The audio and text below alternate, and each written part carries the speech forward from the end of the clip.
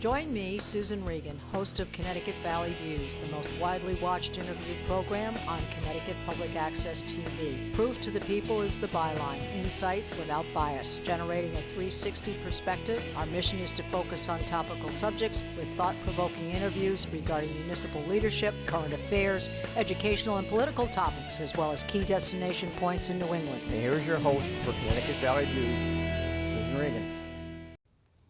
Hello, and thank you for joining me today.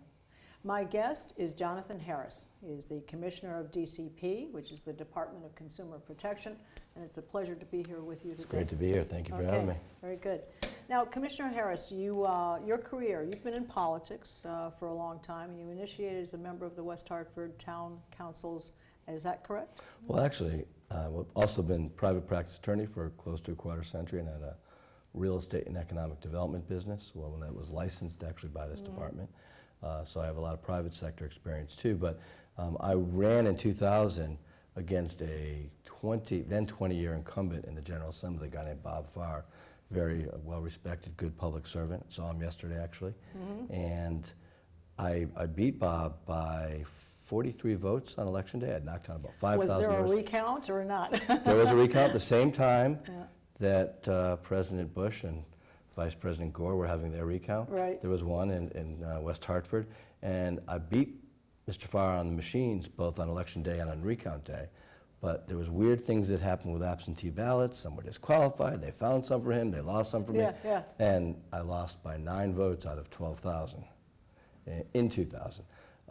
But it kind of one of those things where when you trust the process and you go with it, even though you don't like the answer.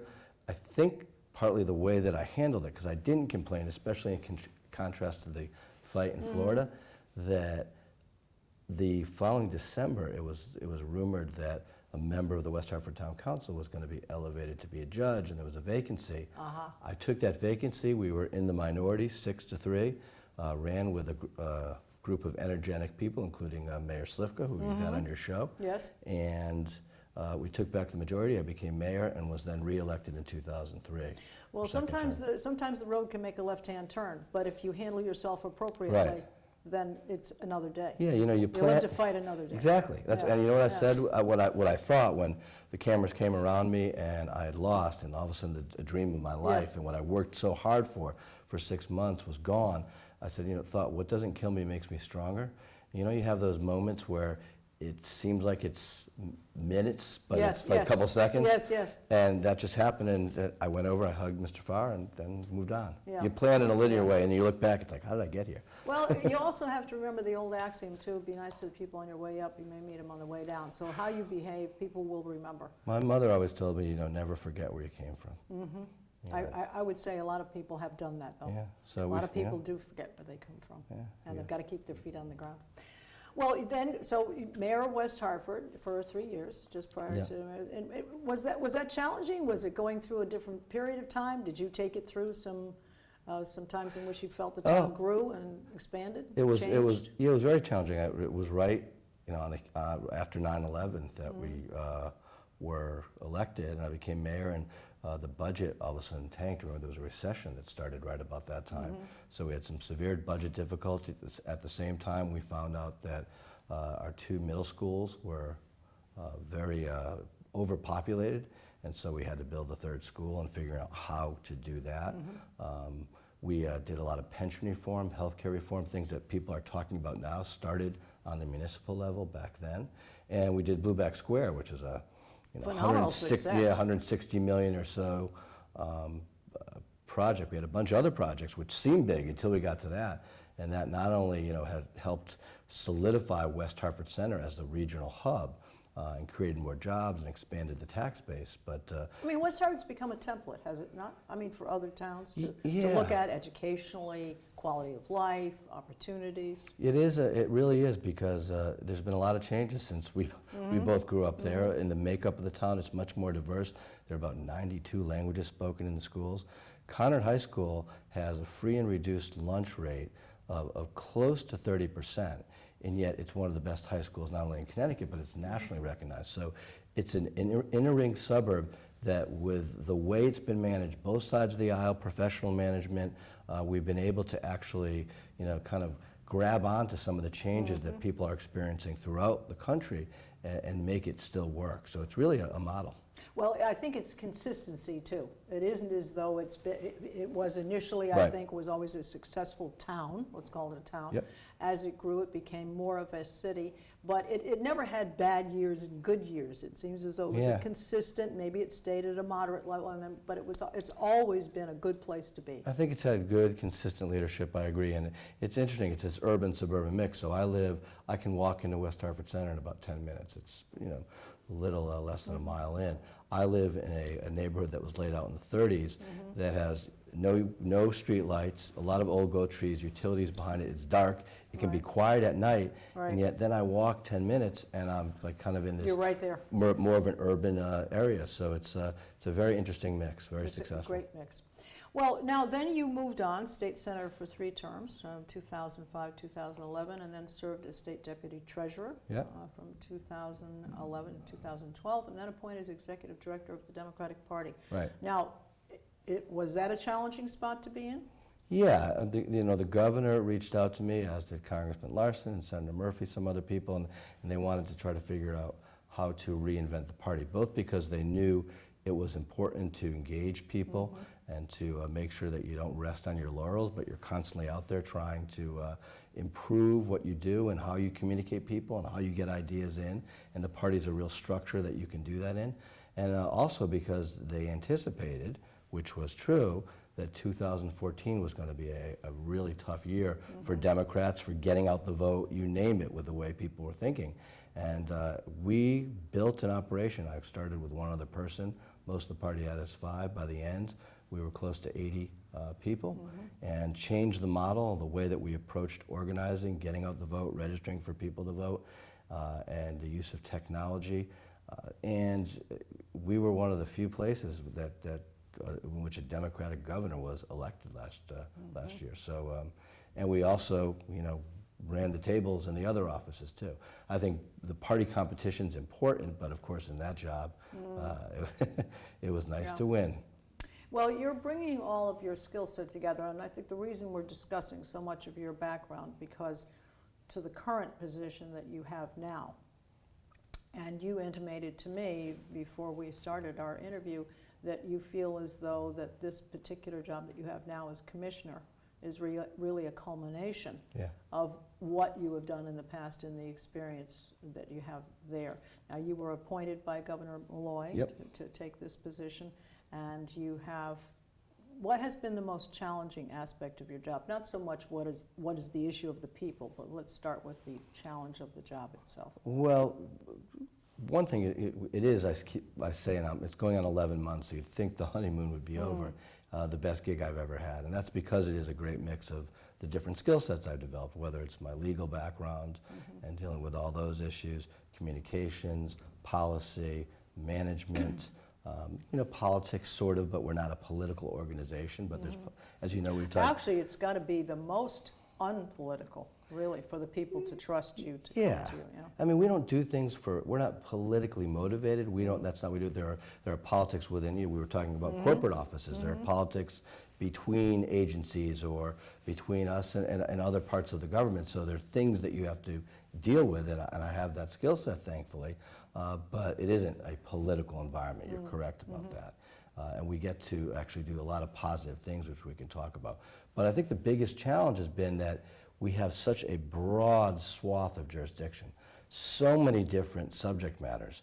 And so not only substantively has it been challenging to get on board, and I tend to want to dive into the details, but as the commissioner, as the top manager, I really got to get up to the mountaintop to be able to see things more. And so getting into the details and then being able to pull myself up across that broad spectrum of subject matters has been challenging. And kind of as we're reinventing the way that we do business here. And what have you changed? We've changed, I think, first of all, the focus of what we're trying to do. We have, as I said, broad swath, so it's liquor control, trying to keep people that are underage from drinking, intoxicated people from not getting served, drug control. We have the medical marijuana program, the cutting edge medical marijuana program, first in the nation to be based on a pharmaceutical model.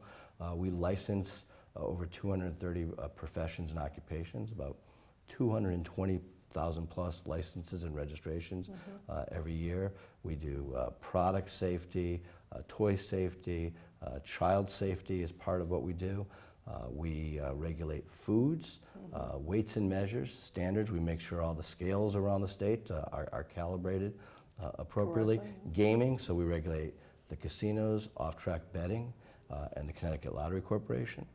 So you can see a lot of charitable organizations, a broad swath, but you can't do everything, and especially with the budgets and the way they've been shrinking. We have just over 200 people. About Is it the budget shrinking because we're not getting the revenue, or have we spent too much on things we shouldn't?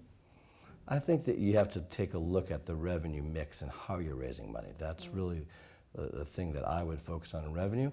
The state government is actually, in a per capita way, if you compare it to other states that have county government, it's not a huge state government. I think there might be times that we try to do too many things, and that's where you want to be focused.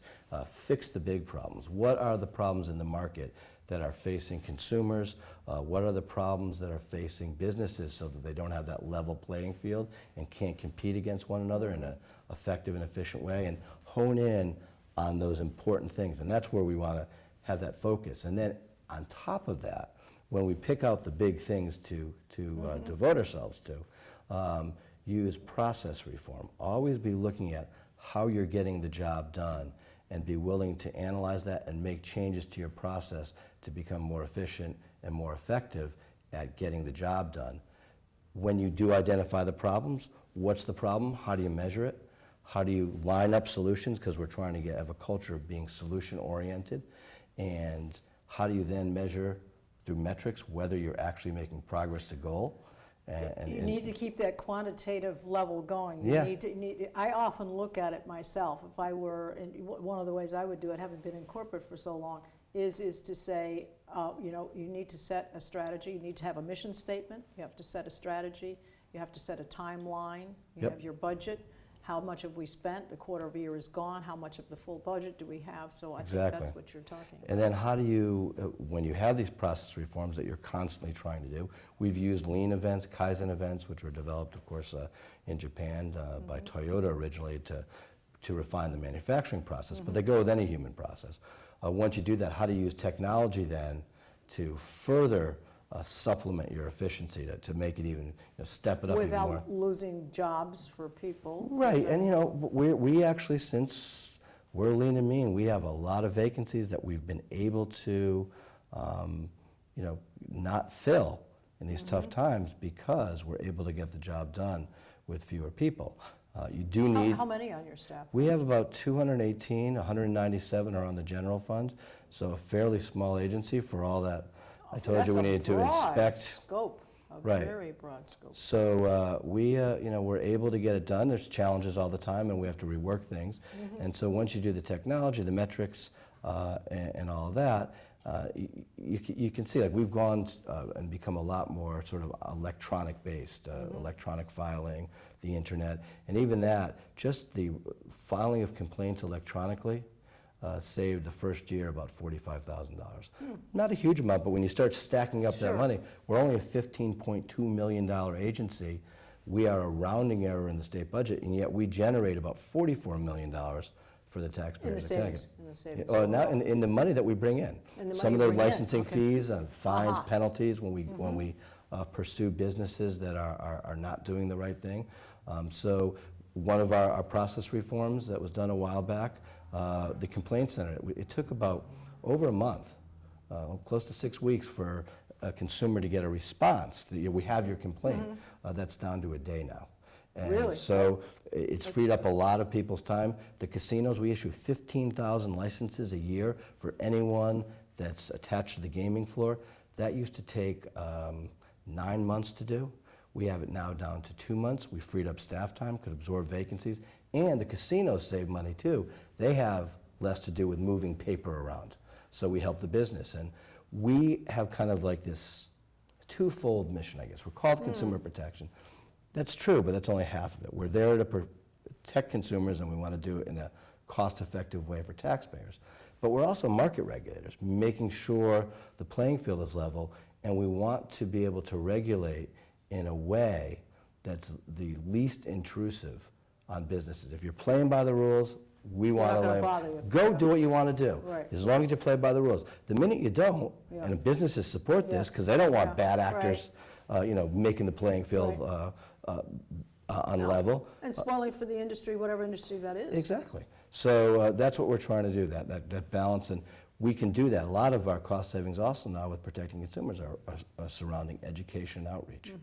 Best way to protect consumers is to get them the information they need to protect themselves, to avoid the harm. Well, talking about that specifically, what amount of time, let's take a percentage, what amount of time are you identifying areas that need to be improved so that consumers are protected versus the percentage of time that people call in, let's call it, with an issue or a complaint? There are basically scams and frauds are out there, and they might change in their subject matter, but at their essence, what they are is pretty much the same. We do take in complaints individually, thousands and thousands a year. How are they submit? Letters, email? Emails. We have Calls? we have a dcp.frauds part of our website where you can do it electronically. We encourage that type of thing. There are letters that are occasionally sent in. Sometimes they're calls. So it's all different ways. Mostly, I think it's online now, and that's what we've been pushing. So we take those in, but we don't just take them in and try to enforce them. And one of the things that we've been working on is how we triage complaints, how we bring them in, how we weed out the ones that are not worthwhile, and how we bring even fictitious. Yeah, and how we bring things through the system so that we can get the maximum amount of enforcement necessary within our resources, but to send an example at times, or set an example to the businesses that are not playing by the rules, that you step over the line, we're going to whack you, and we're going to let people know about it. So that's part of it, but we also, we have a group that we formed, embedded now in our legal division, that is called the Market Fairness Group, and what they do is they analyze trends in the complaints. They also just see what the FTC and other states are dealing with. Look at newspaper articles and watch, and listen to the radio to see which way things are trending. To see what's trending, and then we'll take larger actions when we see more widespread frauds that are out there. Yes. But monitoring what happens with the complaints can sometimes also be a sign of that. So it's a mix. We do both. What are some of the top areas that you find the biggest frauds or scams? I mean, is it towards the consumers as older people, where they're called on the phone or whatever, or what are some of the ones that you find you spend most of your time on? Well, I say, since I've been here, fraud is like water. It will kind of seep into any crack and not only cause damage up front, but then you got to spend a lot of times to actually clear it up. Identity theft being one that's really big now.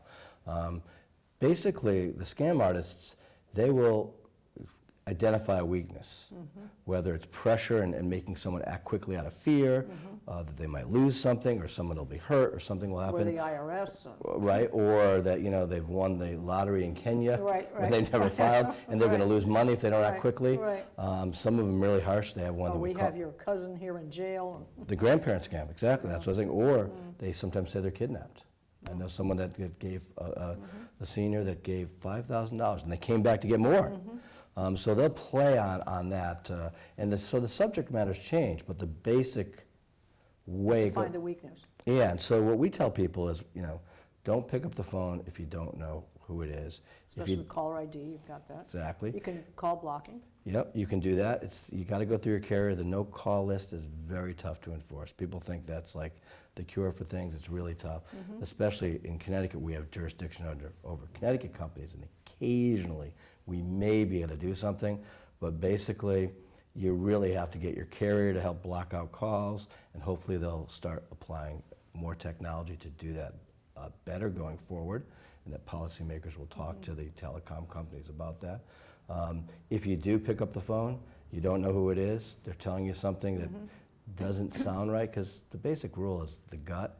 If it sounds too good to be true, it probably is. If it sounds like it's too scary and too much pressure, and it's something you haven't encountered in your life, it probably is something that's not right. Get off the phone, don't engage. The more you engage... Should you report it? I mean, is there someone to call up and say, hey, 1-800 or 1-866 You should, number? if you feel like that you've been scammed, always good to report it to the police, or in the case of the kidnapping, that would be the FBI. You should report it to the Department of Consumer Protection. If it's not something that we do, we will get it to the appropriate agency to make sure that they know, and then keep a record, because we're monitoring the marketplace constantly. You should always report it. If it's a credit card charge, of course, report it to your credit card company. And your bank? Your bank, yep, the credit. Most of the time, they'll replace the money if, in fact, it can They be do a lot. validated and verified. With credit cards, we always tell people to use credit cards, not debit cards, because of that. And you should also report it to the credit rating agencies. There's 3 of them. Make sure that they know, maybe consider a credit freeze. So that we try to teach people how not to get into trouble, Right. what to do if they do get into trouble. And whether it's the scams or identity theft, can't live in the world the way we used to. You got to be very careful about protecting your personal information. Never give it to someone unless you have a really good idea that it's legitimate, you know who you're dealing I would with. definitely say that is true, because you know, you're there, you go to doctor's offices, you could go to a doctor's office saying they've got a temporary summer intern working there at the front desk.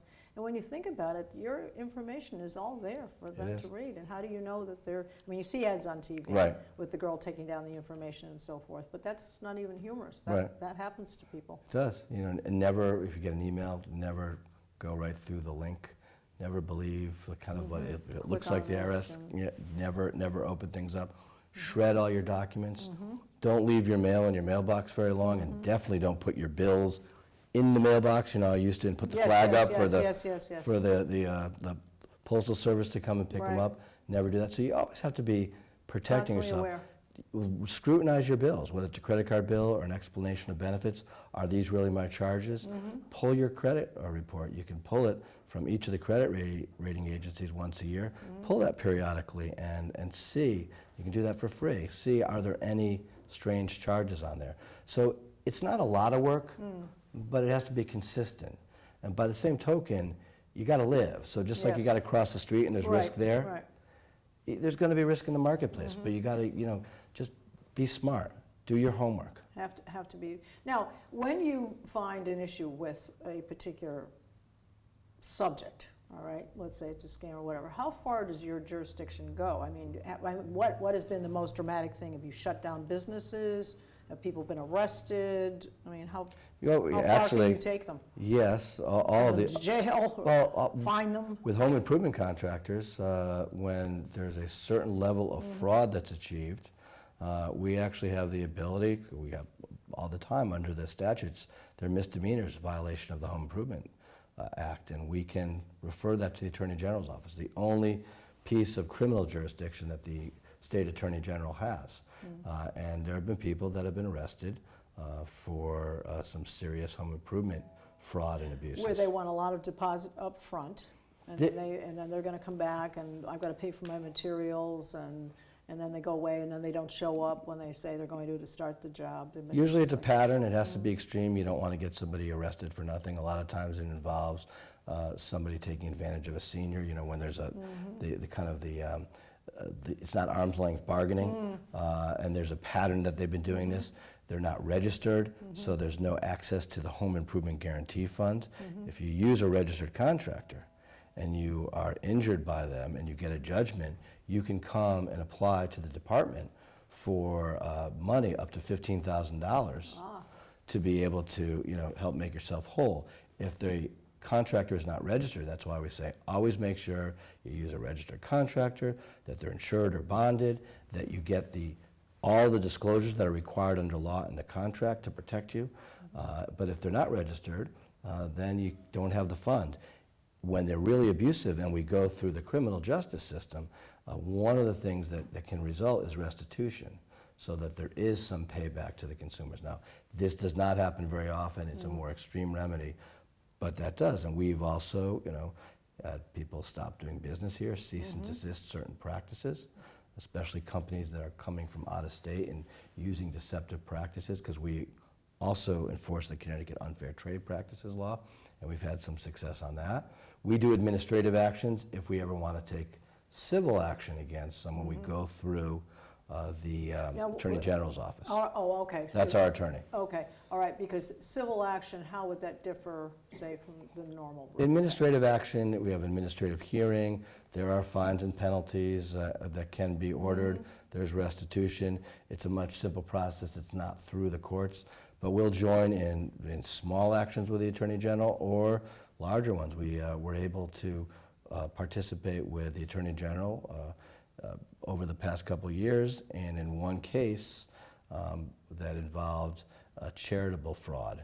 So someone, Yeah, that's a big thing these days, charitable frauds, because you got all kinds of people looking for your money, and it's for Yep. walking wounded, warrior wounded, Yep. and they make it sound like it's the same. they play on the heartstrings. So Yes. that's their Yes. angle, you know, to get you to do something that you might not otherwise do. And so we were able to recover with Attorney General Jepsen and some others around the country, 140 million so far of about 170 or so million that people were bilked out of by thinking they were giving it to help kids with cancer, and really these 4 charities, mostly controlled by one family, was pretty much pocketing most of the money. So we got that money back to put towards that. Yeah, and I think what you have to be careful of in those particular cases is maybe the intent was not to necessarily steal the money, but they're using so much of it to pay the people who are running it, and really only a nickel out of the dollar that you've given is actually going towards the Yes, actual this was a cause. more of an organized fraud, but you're correct. And that's one of the reasons we tell people, even with charities, like whether you're going to be giving someone money as a charity or if you're going to be contracting with a home improvement contractor or any other business, know who you're dealing with. Do Yes. some research. You know, Get a reference from people you know. exactly. Yeah. And you could go even Trust. local charities that people have had experience with, always good to do that. Or you can go also on charitynavigator.com. It's a website, and you can get some information on how much money is actually going to the particular charitable effort that that you want to contribute to. So there are ways to get your information, again, but the important thing is try to know who you're dealing with. And if something pops up on an email or someone shows up at your front door, don't give right The front door away. thing is another one too, with letting people in. Got to be careful. Don't about let that. them into your house without a doubt. And say someone is trying to sell a service that you might need, or they want you to contribute to a charity that you think you want to contribute to. Don't do it right at the door. Take a step back, Leave the papers, let me look at them. take a deep breath, and reach directly out to that charity or to that business, and make sure you know you're dealing with them. Same thing with the IRS scams that are coming around. You know, the IRS doesn't call people. Yeah, mail. Right. They don't typically do that. But if somebody does, and you are fearful that you maybe owe something and you're going to get penalties or something negative will happen, reach out to the IRS and find out. But don't just act right away. Never give money up front in that way. And also never do things like wiring money or money orders, things where you don't have control over the process. Well, I think that people not only need to do it for themselves, but I think I would just put in an extra word that to keep an eye on their elderly parents to make sure, I mean, so you're checking daily yourself, you're telling your Yep. children, don't talk to strangers, don't take rides from strangers, and so forth. But I think there is there also to keep your eye on your Right. parents and your elderly neighbors as well, you know. just to We, make sure. we actually are going to be emphasizing that because I've been talking to somebody from Arden Courts out in Avon, and there's a pretty high instance that she experiences of people not just taking advantage of the elderly, but people with dementia. Well, we've had a very quick session. We hope we've covered a lot of A lot, topics. yeah. A Very lot. enjoyable. But I Thank do you. want to give your website, which is ct.gov/DCP. So I want to thank you very much Thank for you your very much. time. It's That's been a great. pleasure. And I'd like to remind you folks that you can see us on Facebook. You can see all of our programs on our website at ctvalleyviews.com. This is Susan Reagan. Thank you for joining me, bringing proof to the people.